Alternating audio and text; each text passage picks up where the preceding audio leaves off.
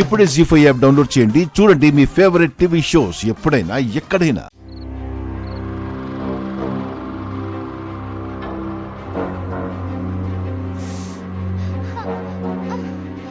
నా కోసం చెయ్యి మీద కర్పూరం వెలిగించుకుని చాలా బాధని అనుభవించావు. ఎప్పుడూ అల్లరి అల్లరిగా తిరిగే నీకు ఇంత మంచి బుద్ధి వస్తుందనుకోలేదు. నువ్వు బాగుండాలనేదే నా కోరిక గ్రాని. పెద్దవుతున్న కొద్దీ ప్రవర్తనలో మార్పులు రావడం సహజం వేద.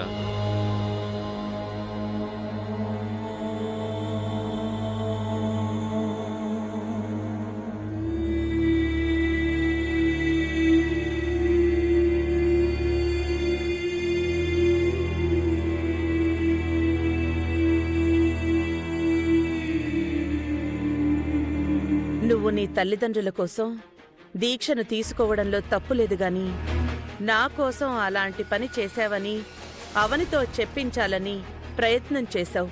అది తప్పు. నేనలా చెప్పలేదు కదమ్మగారు. మీరు అడిగినప్పుడు నిజమే చెప్పాను కదా.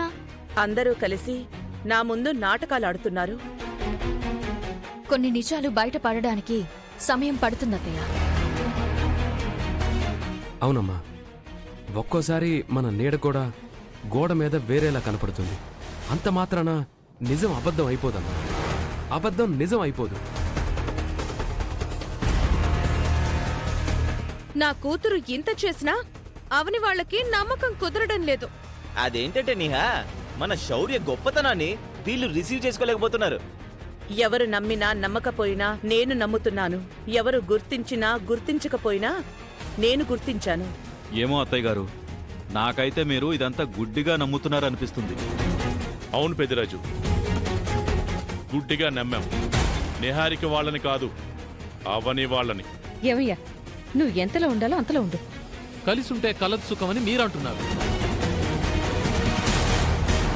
విడిపోయి వేరు కాపురాలు కావడం కంటే ఉమ్మడి కుటుంబం మంచిదని బుద్ధులు చెప్తున్నారు.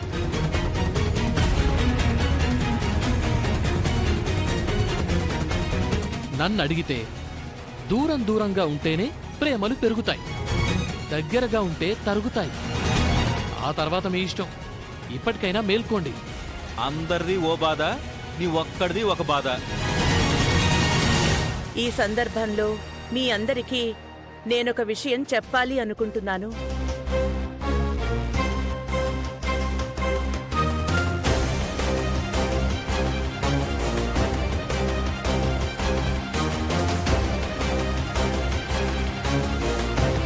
నా ప్రాణం నిలబెట్టడం కోసం డాక్టర్లు ఎంత ప్రయత్నం చేశారో నా దృష్టిలో శౌర్య కూడా అంతకంటే ఎక్కువ ప్రయత్నం చేసింది.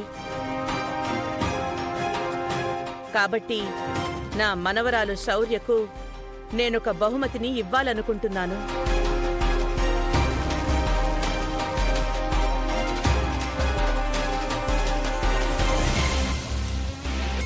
తరతరాలుగా మన వంశాచారంగా వస్తున్న ముక్కు పుడకను శౌర్యకి ఇవ్వాలని నిర్ణయం తీసుకున్నాను.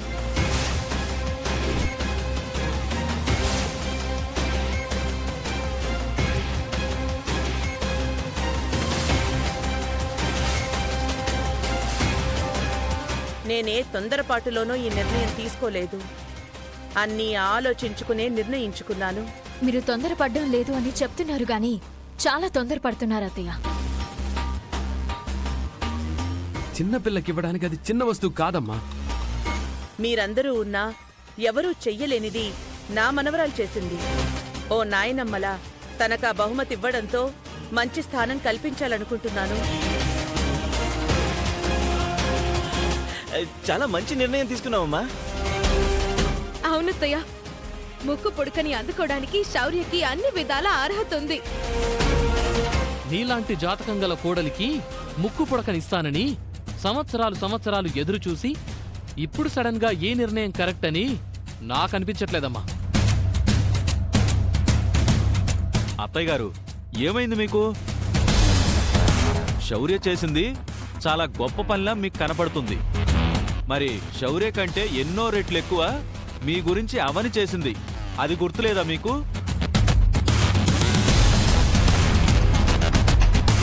బావా, నువ్వు అనవసరంగా అడ్డుపడకో. అడ్డుపడడం ఏముంది? న్యాయంగా అడుగుతున్నాను. మీరు మీ ఆవిడ ఈ విషయంలో జోక్యం చేసుకోకపోవడం మంచిది పెద్దిరాజు గారు. ఆ, ముక్కు పొడగను అందుకునే అర్హత శౌర్యకి లేదమ్మా. మనింటి పిల్ల కాకపోయినా ఆ అర్హత అక్షయ్కుంది.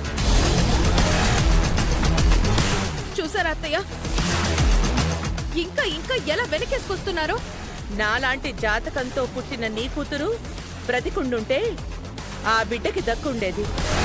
దాని దురదృష్టం అందరికీ దూరం అయ్యింది.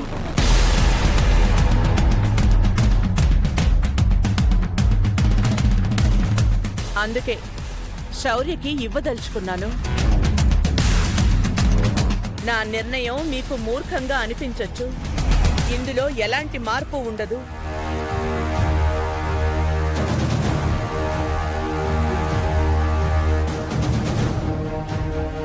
రేపు సంక్రాంతికి మనమందరం మన పల్లెటూరికెళ్తున్నాం. అక్కడ అందరి సమక్షంలో బహుకరిస్తాను. మీ మనసు ఒక్కసారిగా ఎందుకిలా మారిపోయిందో మాకు అర్థం కావడం లేదు అత్తయ్య. వేదవతి నిర్ణయం తీసుకున్న తర్వాత ఎవ్వరూ ప్రశ్నించకూడదు, ఎదిరించకూడదు. ఎటువంటి అభ్యంతరము చెప్పడానికి వీల్లేదు. అందరము సంక్రాంతి సంబరాలకు పల్లెటూరుకు వెళ్తున్నాం. బయలుదేరడానికి అందరూ సిద్ధంగా ఉండండి.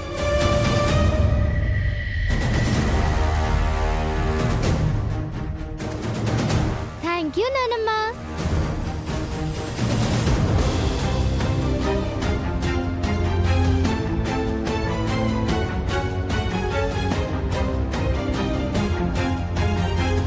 నా బంగారు తల్లి, ఎంత అదృష్టవంతురాలివి నువ్వు. ఇక్కడే ఉంటే నీకు దిష్టి తగులుతుంది. మనం పైకి వెళ్దాం పదండి. అయ్యో, మొత్తం దిష్టే. ఈ ఇంటికేదో పట్టిందని క్లియర్ గా అర్థమవుతోంది. పెద్దవాళ్ళు చేసే తప్పులు ఇలాగే ఉంటాయి. ఈ విషయంలో మనం అస్సలు జోక్యం చేసుకోవద్దు. పద. పదండి.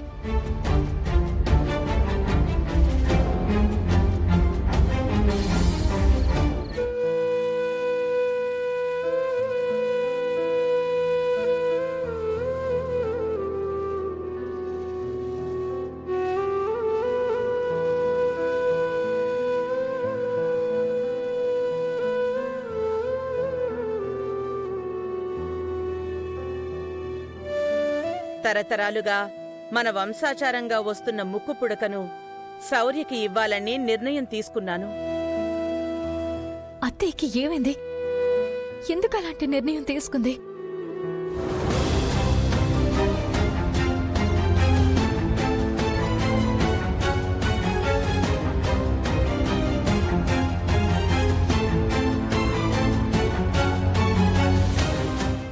జీ5 యాప్ డౌన్లోడ్ చేసి అన్ని ఎపిసోడ్స్ పూర్తి ఉచితంగా చూడండి.